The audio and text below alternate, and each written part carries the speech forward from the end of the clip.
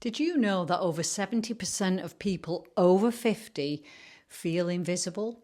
Like they're fading into the background of their own lives. And yet nearly half of those same people are grieving something.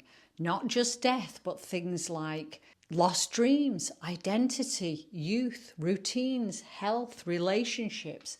You know, grief is real, but hardly anyone talks about it. So if this sounds like something you're curious about, then stick with me and let's get going. Now, aging and grief, they go hand in hand, and yet they're two words that society tends to avoid like the plague. But if you're in your 50s, 60s or beyond, then you know they're not just abstract ideas, they're lived experiences, and the hard truth, they often arrive together. Now you wake up one day and you're noticing more than wrinkles.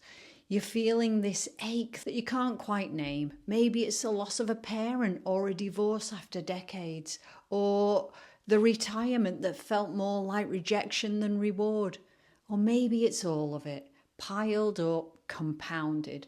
But you keep going because you're strong, right? But let's be real, strength doesn't mean you're not deeply hurting.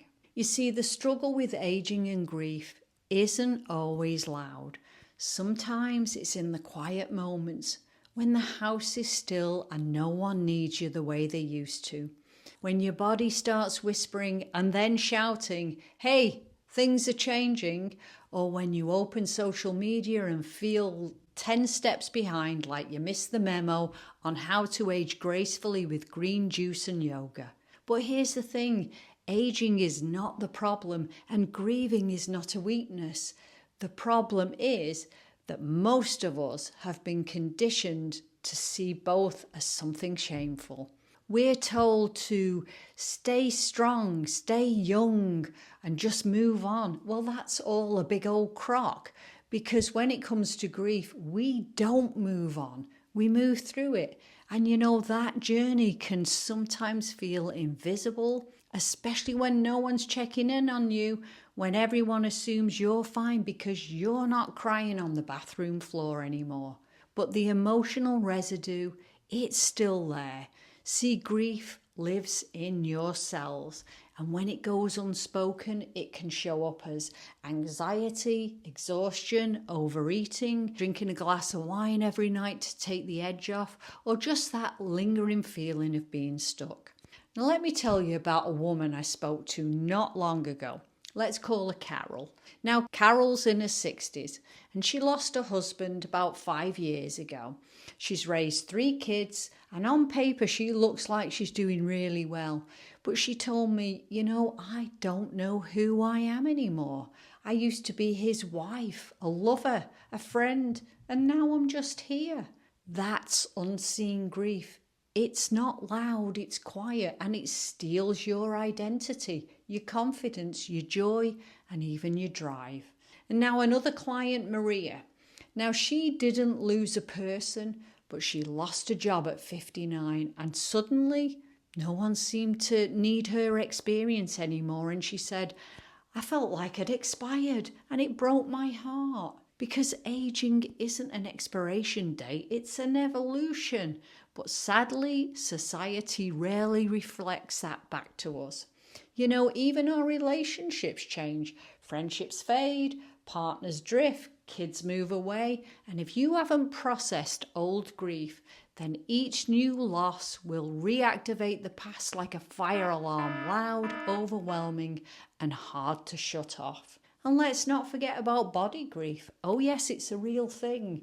See, when your body starts changing and no one has warned you that grief can be physical, and you start to experience achy joints, belly fat out of nowhere, digestive issues, insomnia, brain fog, and you start to wonder if there's something seriously wrong with you. Well, heads up, there isn't.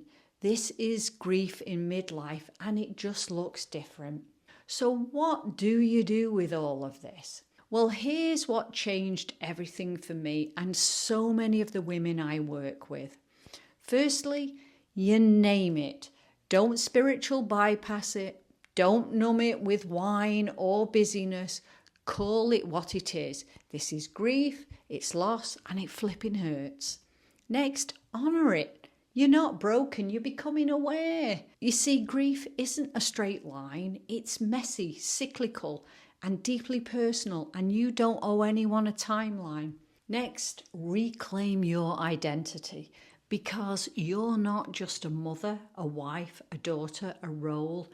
You are still you. You are evolving, and that means you get to choose what this next chapter looks like, whether that means taking up strength training, enrolling in some cooking classes, painting or dancing classes, or just sitting with your feelings.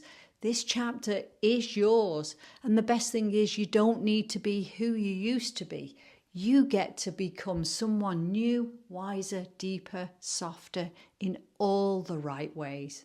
Oh, and one more thing, you're not alone, even if it feels like it. You know, there's a beautiful community of women waking up to this grief and refusing to be silenced by it. Let's have a quick recap.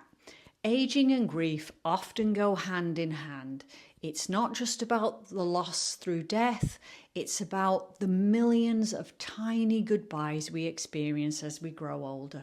Goodbye to roles, to people, to versions of ourselves. And it's important to remember that when we don't process those losses, they can accumulate and affect our body, our relationships, and our spirit.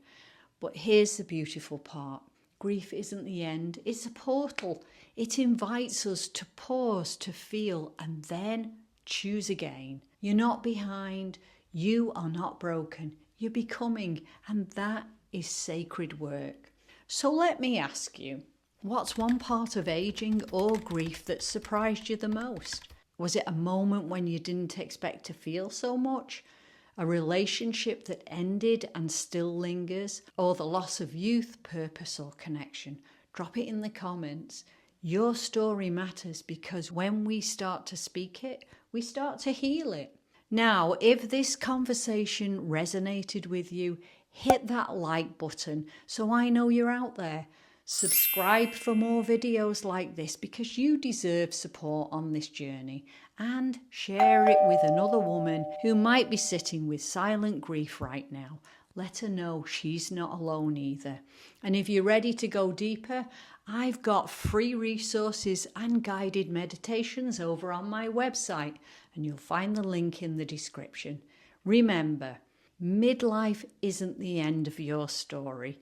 It's the beginning of a brand new chapter written by you. So thank you for being here, and I look forward to seeing you in the next video.